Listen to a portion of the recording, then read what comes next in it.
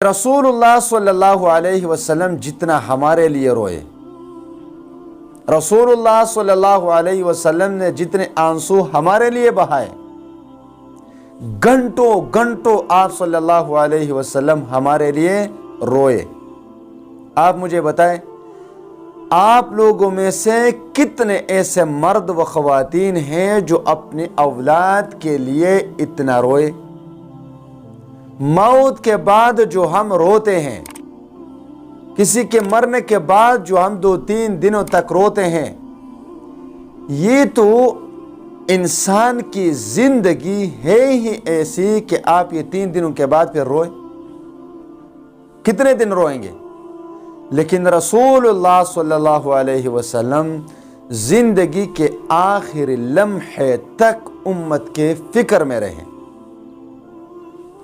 اور ہر موڑ پر رسول اللہ صلی اللہ علیہ وسلم نے کوشش کی کہ میری امت آگ سے بچ کر جنت میں داخل ہو، ناکامی سے ہٹ کر کامیابی کے راستے پر چل پڑے۔ مسلمان مرد و خواتین تو کیا، رسول اللہ صلی اللہ علیہ وسلم اپنے دشمنوں کے لیے بھی روئے۔ دیکھیے، ابو جہل وغیرہ کے بارے میں آپ سنتے ہوں گے کہ کتنے بار رسول اللہ صلی اللہ علیہ وسلم اس کے پیچھے گئے کہ کلمہ پڑھ لیں، حالانکہ اللہ تبارک و تعالیٰ فرماتے تھے سواء علیہم اانذرتہم ام لم تنذرہم لا یؤمنون، ختم اللہ علی قلوبہم وعلی سمعہم وعلی ابصارہم غشاوۃ ولہم عذاب عظیم۔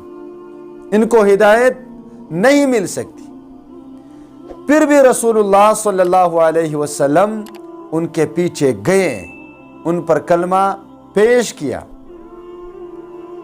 رسول اللہ صلی اللہ علیہ وسلم کی کوشش تھی کہ یہ سب کے سب اللہ کے غضب کا شکار نہ ہو، اور وہ جنت کی نعمتوں سے بھرپور زندگی میں داخل ہو، کامیاب ہو۔ نہیں مانے، آخر تک نہیں مانے۔ پھر جب غزوہ بدر میں وہ سارے کے سارے قتل ہو گئے تو آپ صلی اللہ علیہ وسلم نے پھر بھی فرمایا، میں نے تو آپ لوگوں کو اللہ کا کلمہ پہنچایا، لیکن آپ لوگوں نے اس کو ٹکرا دیا۔ تو میرے بھائیوں اور بہنوں، رسول اللہ صلی اللہ علیہ وسلم کی زندگی پڑھیں کہ رسول اللہ صلی اللہ علیہ وسلم ہمارے لیے کتنے روئے، کتنے تکالیف برداشت کیے۔ پھر رسول اللہ صلی اللہ علیہ وسلم نے خطبہ حجۃ الوداع میں صحابہ کرام سے خطبہ فرماتے ہوئے فرمایا کہ حاضرین پر لازم ہے کہ وہ غائبین تک اس کلمے کو پہنچا دے۔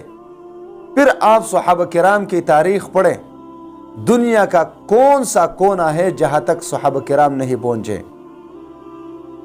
پاکستان تک پہنچ گئے، بلوچستان سندھ تک پہنچ گئے، پشاور تک پہنچ گئے، افغانستان تک پہنچ گئے، روس تک پہنچ گئے، بر اعظم افریقہ تک پہنچ گئے، یہاں تک کہ سمندروں تک وہ پہنچ گئے۔ اور فرمایا، عقبہ بن نافع رضی اللہ تعالیٰ عنہ نے جب افریقہ کے بربر قوم پر فتح یاب ہو کر آگے نکل گئے تو سمندر میں اس کے گھوڑے داخل ہو گئے، اور پھر آپ رضی اللہ تعالیٰ عنہ نے فرمایا کہ اے اللہ، اگر مجھے پتہ ہوتا کہ اس سمندر کے پار بھی آپ کی ایک ایسی مخلوق ہے جس کے لیے یہ کلمہ پہنچانا ضروری ہے، تو خدا کی قسم یہ سمندر کا پانی کبھی بھی ہمارے راستے میں رکاوٹ نہیں بن سکتا، اور ہم اس کو بھی پار کر کے آپ کا یہ کلمہ ان لوگوں تک پہنچا دیتے، لیکن اس کے بعد آپ کی مخلوق ختم ہو جاتی ہے، اس لیے ہم آگے نہیں جا سکتے۔ اور پھر وہیں پر اس کی قبر بنی۔ بتائے کہاں کہاں تک پہنچ گئے ہیں صحابہ کرام پھر آپ صلی اللہ علیہ وسلم کے فرمان پر۔ تو آپ کتنا چاہتے ہیں کہ ہمارے لیے رسول اللہ صلی اللہ علیہ وسلم روئے؟ तुफैल बिन अमर अद्दौसी रज़ी अल्लाह ताला अन्हु जब मक्का तशरीफ लाए तो कुफ्फार ने उसके कान भर लिए कि यहाँ पर एक शख्स है जो हम में से ही है, लेकिन वो उसके बातों में, उनकी बातों में जादुई असर है, जो उसको सुनता है कबूल किए बगैर नहीं रहता। लिहाजा उनकी बातों की वजह से हमारा मुआशरे में झगड़े और फसाद बर्पा हो गए, बीवी और शौहर अलग हो गए, बाप और बेटा अलग हो गया, माँ और बेटी अलग हो गई, रिश्तेदार अलग हो गए, इख्तिलाफात पैदा हो गए। लिहाजा आप ख्याल रखें और आपने उनकी बातों को नहीं सुनना। तो तुफैल बिन अमर दोसी रज़ी अल्लाह ताला अन्हु फरमाते हैं कि मैंने अपने दोनों कान में रुई टोंस दी ताकि मैं उसकी कोई बात न सुनूं, क्योंकि वो शायर भी थे, सोच और बोझ रखने वाली शख्सियत थी, सरदार थे। तो कहते हैं कि जब मैं गया तो उसकी कुछ बातें तो मुझे सुनाई दिए। फिर मैंने कहा, ए तुफैल, ये क्या किया तुमने? तुम तो बहुत सोच बोझ रखने वाले शख्सियत हो, आपने ये बातें क्यों सुनी? लेकिन फिर उसने कहा कि चलो मैं इसको हटाकर इसकी बातों को सुन लेता हूँ कि ये क्या कहते हैं लोगों को, कि इतने सारे फितने जो है ना उसने खड़े कर दिए हैं इन लोगों के मुताबिक। तो वो फरमाते, जब मैंने आप सल्लम को फरमाया कि आप मुझे बताएं आप लोगों को क्या कहते हो, तो उसने मुझ पर कलमा पेश किया, इस्लाम पेश किया, तिलावत फरमाई और उसी वक्त मैं मुसलमान हुआ। फिर अर्ज़ की, या रसूल अल्लाह सल्लल्लाहु अलैहि वसल्लम, आप मुझे इजाज़त दे, मैं अपने कबीले में जाऊंगा, वो मैं सरदार हूँ, वहाँ पर सब लोग मेरी बातों को मानते हैं, मैं उनको इस्लाम पेश करूँगा, वो सब के सब इंशाअल्लाह इस्लाम में दाखिल हो जाएंगे, लेकिन मुझे कोई निशानी चाहिए, कोई निशानी चाहिए। तो उसको रास्ते में ये निशानी मिली कि उसके चेहरे को अल्लाह तबारक व तआला ने रोशन कर दिया। उसने कहा, यार अल्लाह ताला से दुआ की कि यहाँ से इसको हटाए, अगर मैं ऐसे जाऊंगा तो लोग कहेंगे कि इसने क्या किया कि चेहरा जो है ना इतना जो है ना वो चमक रहा है इसका। तो उसने उस अल्लाह तबारक व तआला ने उस रोशनी को चेहरे से हटाकर दूसरी जगह पर मुंतकिल कर दी। जब उसने अपनी बीवी और वालिदैन पर इस्लाम पेश किया तो उन्होंने तो फौरन बिला तहम्मुल इस्लाम कबूल कर लिया, लेकिन इनके अलावा उसकी किसी भी कबीले के किसी आदमी या औरत ने इस्लाम कबूल नहीं किया। तो ये आए रसूलुल्लाह सल्लल्लाहु अलैहि वसल्लम से फरमाया, ए अल्लाह की रसूल, नाकदरी के उन लोगों ने मेरी, आप उनको बद्दुआ दे, आप उनको बद्दुआ दे कि वो सब के सब हलाक हों, उन्होंने इस्लाम कबूल नहीं किया। तो आप सल्लल्लाहु अलैहि वसल्लम मुस्कराए और फरमाया, सबर सबर।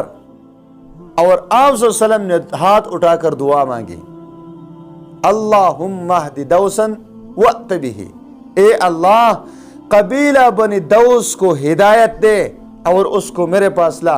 और तुफैल बिन अमर दोसी रज़ी अल्लाह ताला अन्हु को फरमाया, अब जाकर उन पर इस्लाम पेश कर दो, अब तबलीग कर दो। जब वो गए तो तारीख की किताबों में लिखा है कि ग़ज़वे खंदक के बाद जब उन्होंने मदीना की तरफ हिजरत की तो उसके साथ अपने खानदान के 70-80 गिराने वो हिजरत करके आ गए रसूलुल्लाह सल्लल्लाहु अलैहि वसल्लम के पास और उन्होंने इस्लाम कबूल कर लिया था। तो कहने का मतलब यह है कि इस वक्त आप सल्लल्लाहु अलैहि वसल्लम बद्दुआ भी दे सकते थे, लेकिन बद्दुआ नहीं दी, दुआ दी। हर मोड़ पर रसूलुल्लाह सल्लल्लाहु अलैहि वसल्लम ने अपनी उम्मत की कामयाबी चाही है, चाहे वो मुसलमान हो या काफिर हो। उनके लिए रसूलुल्लाह सल्लल्लाहु अलैहि वसल्लम ने हिदायत की दुआ मांगी है। सहाबा किराम ने एक मौका पर रसूलुल्लाह सल्लल्लाहु अलैहि वसल्लम से फरमाया कि इन कुफार को बद्दुआ दो, इन्होंने आपको बहुत बड़ी तकलीफ पहुंचाई। रसूलुल्लाह सल्लल्लाहु अलैहि वसल्लम ने फरमाया, मैं लानत करने नहीं भेजा गया, मुझे तो रहमत बनाकर भेजा गया है, मैं किसी को बद्दुआ नहीं दूंगा।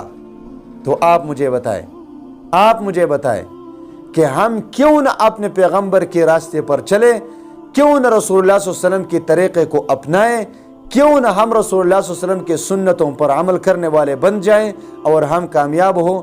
تو یہ 2 ویڈیو تقریباً 20 منٹ کی بیان آپ لوگوں کے سامنے جو ہے نا وہ پیش کی جا چکی ہیں۔